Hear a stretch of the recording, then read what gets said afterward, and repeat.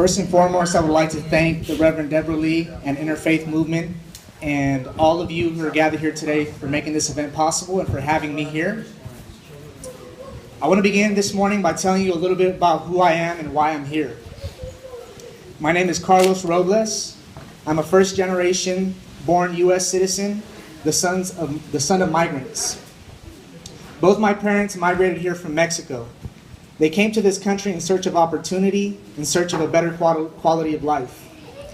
They crossed the U.S.-Mexico border illegally. Upon arrival, they began to work. Soon thereafter, they met one another, were married, and had 4 beautiful children, including the one standing before you today here speaking. Fast forward 40-something odd years later, both my parents are naturalized U.S. citizens. My mother is retired after working for 20-something odd years at a bakery in Oakland, and my father is on the verge of retirement. They found a land they could call home. They achieved the American dream. But not all share the same fate. Thousands of people risk their lives every day in search of a place they can call their own. Many suffer great loss along the way. Some end up in detention centers like this very one here, yet others suffer even greater loss, losing their very lives along the journey. It is stories like these, stories like the Flores family, that have captivated me, have opened my eyes, and have allowed me to see the suffering of a people. For that I thank them, and others who continue to share their story. Not only do I find myself deeply informed by the stories of the Flores family and their companions in regards to the issue of migration, but I find also that it is an issue about which my tradition bears witness to. That is the Christian tradition. I would like to now briefly share with you a few examples from sacred scripture, but before I do that, a few words on the matter. The entire narrative of the Bible is a story of an exiled people, of sojourners in search of a homeland. The prototype for exile in the Bible is found in the very first chapters of Genesis,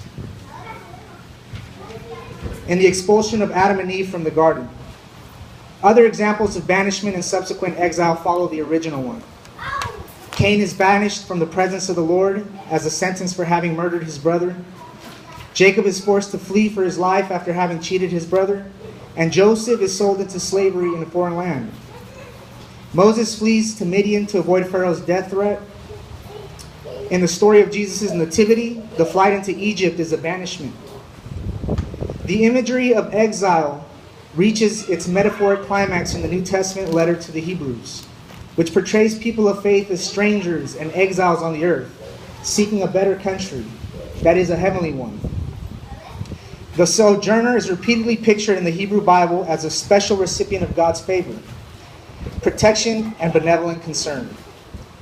We see this in entries to be found in the Mosaic law, such as, "You shall not wrong a stranger or oppress him, for you were strangers in the land of Egypt. You shall not strip your vineyard bare, neither shall you gather the fallen grapes of your vineyard. You shall leave them for the poor and for the sojourner. The stranger who sojourns with you shall be to you as the native among you, and you shall love him as yourself, for you were strangers in the land of Egypt." I believe that as children of God, children of the divine, that we have a responsibility. As members of the human race, we have a responsibility to show love and compassion to one another, to our fellow brothers and sisters. There is a law that transcends the law of the land, and that law is the law of love, of justice, of mercy, and compassion. God bless you all. Thank you. Thank you.